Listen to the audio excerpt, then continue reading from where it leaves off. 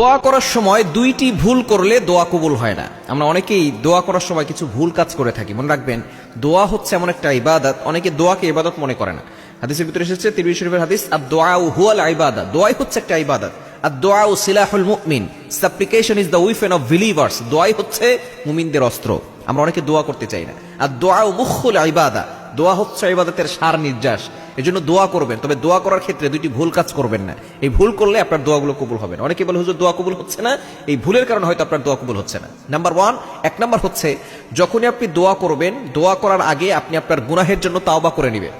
গুনাহের জন্য যদি তাওবা না করেন, আপনার যদি গুনাহ থেকে থাকে, এটার জন্য যদি আপনি তাওবা না করেন, তাহলে কিন্তু আল্লাহ তাআলা আপনার দোয়াগুলো অ্যাকসেপ্ট করবেন না, কবুল করবেন না। সুতরাং যখনই দোয়া করবেন, আগে আপনার গুনার জন্য ক্ষমা চাইবেন। আল্লাহ আমি গুনাহগার, আল্লাহ আমি গুনাহ করে ফেলেছি, আল্লাহ আমি গুনাহগার, আপনি গফফার, আল্লাহ আমি নাফরমান, আপনি রহমান, আল্লাহ আমাকে মাফ করে দেন। আপনার রহিম, আপনার গফফার নামের উসিলায়, আপনার রহমান নামের উসিলায় আমাকে ক্ষমা করে দেন। এজন্য আপনি আগে ক্ষমা চাইবেন, এরপর আপনি আপনার যা চাওয়ার, আল্লাহ আমাকে এটা দাও, আল্লাহ আমাকে সম্পদ দাও, আল্লাহ আমার অভাব দূর করো, আল্লাহ আমার কষ্ট দূর করো, যা কিছু আছে এগুলো আপনি চাওয়ার আগে আগে আপনি বলবেন, আল্লাহ আমাকে ক্ষমা করে দাও।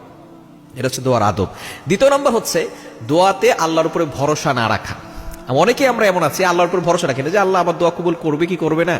মনে রাখবেন, হাদিসে কুদসির ভিতরে আসছে, আনা ইনদাজ জন্নি আবদি বি, বান্দা আমার সম্পর্কে যে যেমন ধারণা করে আমি তার সাথে তেমন ব্যবহার করি। আপনি যদি মনে করেন দোয়া কবুল হবে কি হবে না, আপনার দোয়া আল্লাহ কবুল করবে না।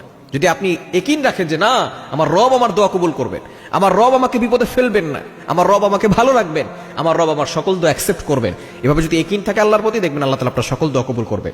এবং আরেকটা হচ্ছে, দোয়াতে তাড়াহুড়া করবেন না। দোয়া করছেন, আপনি বিনয়ের সাথে, ভদ্রতার সাথে আপনি আল্লাহর কাছে চাচ্ছেন, একেবারে গোলাম হয়ে যান, নিজেকে বিলীন করে দেন, অহংকার ছেড়ে দেন, আপনি নিজেকে একেবারে বিলীন করে দিবেন, দেখবেন আল্লাহ তাআলা সবকিছু আপনাকে দান করে দিবেন।